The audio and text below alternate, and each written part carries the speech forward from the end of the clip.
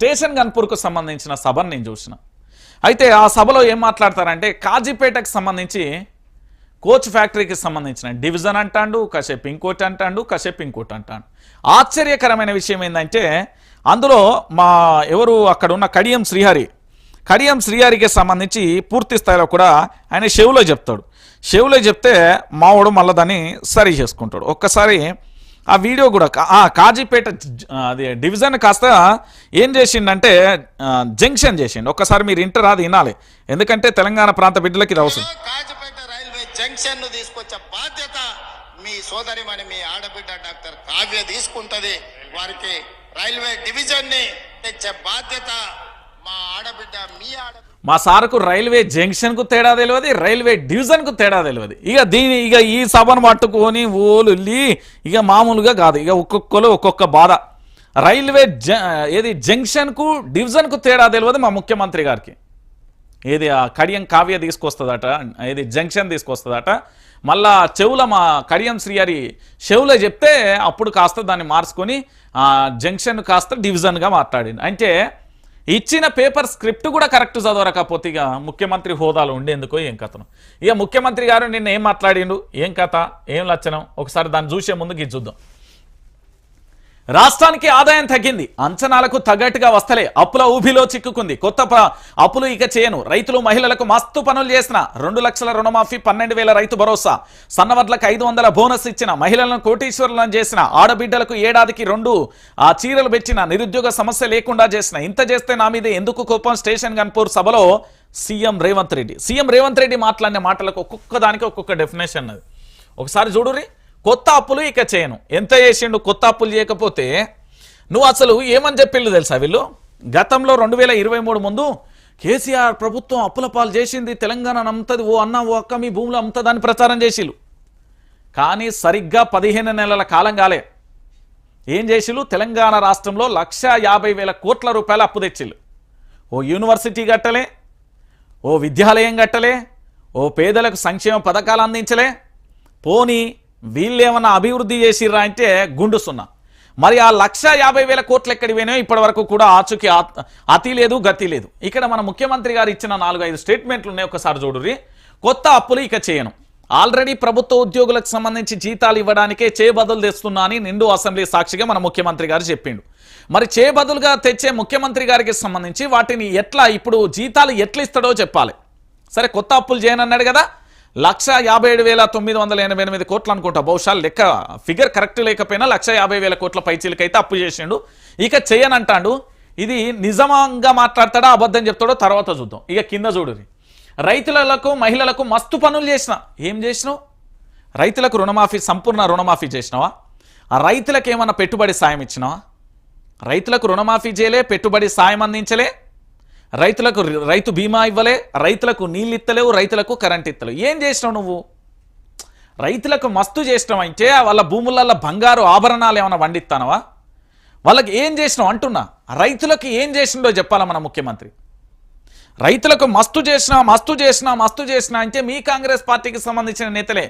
దాంట్లో ఏంటి, లైవ్ నడుతా అంటే కింద స్టేటస్లు కామెంట్లు పెడతా ఉన్నారు. నేను కరుడు కట్టిన కాంగ్రెస్ వాదిని, నాకు 4 ఎకరాలు ఉన్నది, నాకు 1,50,000 రుణమాఫీ కాలే, ఒకలైతే 80,000 కాలే.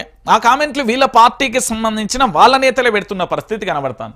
ఇక మహిళల విషయంలో మాట్లాడుకుందాం. ఇక మహిళల విషయంలో ఎంత తక్కువ మాట్లాడుకుంటే అంత మంచిది. ఏం చేసిండండి మహిళల కోసం? రాష్ట్ర ముఖ్యమంత్రి యనుమల రేవంత్ రెడ్డి గారు మహిళల కోసం ఏం చేసిండు అంటున్నా. ఏం చేయలే కదా. మహిళలకు 2,500 ఇచ్చినవా? స్కూటీలు ఇచ్చినవా? మహిళలకు వడ్డీ లేని రుణాలు ఇచ్చినవా? మహిళలకు సంబంధించి ఆ డాక్టర్ బిల్డింగ్లు కట్టించినవా? ఏమి ఇచ్చినావు నువ్వు ఇచ్చిన హామీలే నువ్వు నెరవేర్చలే, మస్తు చేసినా అని చెప్పబడుతుంది. ఎవల పూల చెవు పెడతారు? ఆ పువ్వులు ఉన్నామంటుండే, ఆ చెవులన్నా పెట్టుకుందాం. ఇక దాంతోపాటు 2 లక్షల రుణమాఫీ, 12,000 భరోసా. ఎక్కడిచ్చినావు, ఎప్పుడు ఇచ్చినావు చెప్పరా అజ్జరా? 2 లక్షల రుణమాఫీ కొండారెడ్డిపల్లె జరిగిందా, కొడంగల్ నియోజకవర్గంలో జరిగిందా, హైదరాబాద్లో జరిగిందా, లేకపోతే సరిహద్దు గ్రామాలలో జరిగిందా చెప్పాలి. ఇంకా 12,000కి సంబంధించి ఆ రైతు భరోసా ఎవరికి వేసినాం ఎవరికి వేయలేదో ఇప్పటి వరకు లెక్క పత్రం లేని పరిస్థితి కనబడుతుంది. ఈగబడితే ఆగబడితే ఓ అమ్మ రేపురా ఓ తల్లి రేపురా అన్నట్టుగా అయిపోయిన పరిస్థితి కనబడుతుంది. సన్నవడ్లకు 500 బోనస్, మద్దతు ధర లేదురా నాయన అంటే ఉన్నవాడ్లకు 500 బోనస్ అట. 3-4 నెలలు అవుతుంది ఇప్పటి వరకు కూడా పడలేదని ఆగ్రహం వ్యక్తం చేస్తున్న రైతులను. మహిళలను కోటీశ్వర్లను చేసిండట. ఎక్కడ చేసిండో ఏడ చేసిండో నాకైతే తెలియదు. మీకేమన్నా తెలిస్తే కామెంట్లలో పెట్టుర్రి. ఇక మా ఆడబిడ్డకు ఏడాదికి 2 చీరలు పెట్టినాం. ఎప్పుడు పెట్టినావు? బతుకమ్మ పండుగకి ఇయ్యలే, సంక్రాంతికి ఇయ్యలే. మరి ఏడా నాకైతే తెలియదు. కళ్ళల గిట్ల ఏమన్నా ఇచ్చిండేమో నాకైతే తెలియదు. మరి మీకు ఏమన్నా తెలిస్తే నాకు చెప్పుర్రి ప్రజలారా. నేనైతే రోజు వార్తలే చదువుతున్నా, రోజు పేపర్లో చదువుతున్నా. నాకైతే చీరలు ఇచ్చిన దాఖలాలు అసలు ఎక్కడెక్కడ మచ్చకైనా కానరాలే. మరి ఏడ కనబడ్డాయో చెప్పుర్రి. ఇక నిరుద్యోగ సమస్య లేకుండా చేసిన నిరుద్యోగనా గా అశోక్ నగర్ సెక్యూరిటీ గార్డులు లేకుండా ఒకసారి మీ రాహుల్ గాంధీ కోసం బిర్యానీ అక్కడ థమ్సప్ స్ప్రైట్ ఆ ప్లేట్ ఇంకా వెయిట్ చేస్తున్నది. బిర్యానీ పాపం పాసిపోవచ్చు, నేను పైసలు ఇస్తా కొత్త బిర్యానీ అన్న పెడతారు రమ్మని చెప్పు. ఇప్పుడు నిరుద్యోగులకు సంబంధించి నువ్వు పోతే ఎట్లా పరుగులు ఎత్తిస్తారు తెలుసా?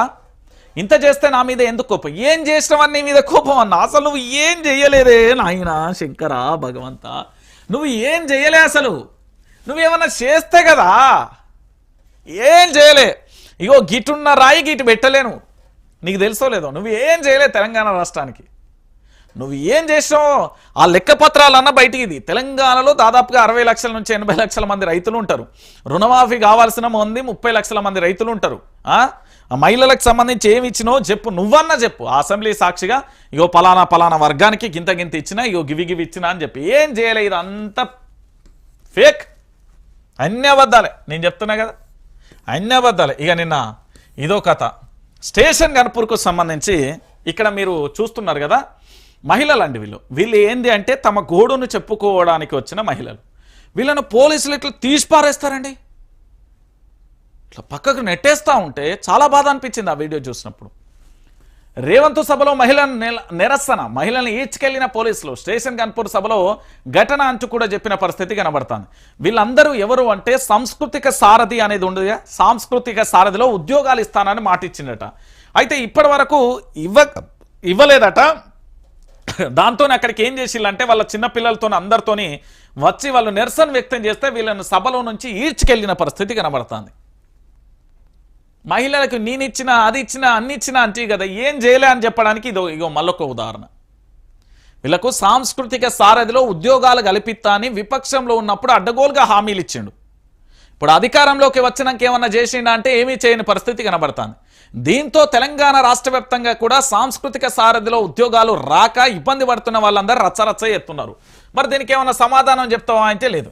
ఇదే స్టేషన్ గన్పూర్లా ఇగో కాంగ్రెస్ పార్టీల వివాదాలు లేవన్న వాళ్ళు ఎవరెవరు అంటారో వాళ్ళని ఒక్కసారి చూసుకోమన్నారు, కళ్ళు పెద్ద. స్టేషన్ గన్పూర్లో కాంగ్రెస్ లో విభేదాలు, సీఎం పర్యటనలో మరోసారి వెలుగులోకి. నియోజకవర్గ ఇన్ఛార్జి లేకుండానే సభ, కావాలనే పక్కన పెడుతున్నారనే ఆరోపణలు. ఇక చూడు, స్టేషన్ గన్పూర్కు సంబంధించి సొంత పార్టీకి సంబంధించిన ఇన్ఛార్జే లేదు. ఒకసారి మీరే చూడండి, స్టేషన్ గన్పూర్కు సంబంధించి అక్కడ ఇన్ఛార్జ్ లేకుండానే సభ పెట్టిలు. కనీసం ఆడ ఫోటో కూడా లేదు, ఇలా అసలు ఫోటో కూడా లేదు.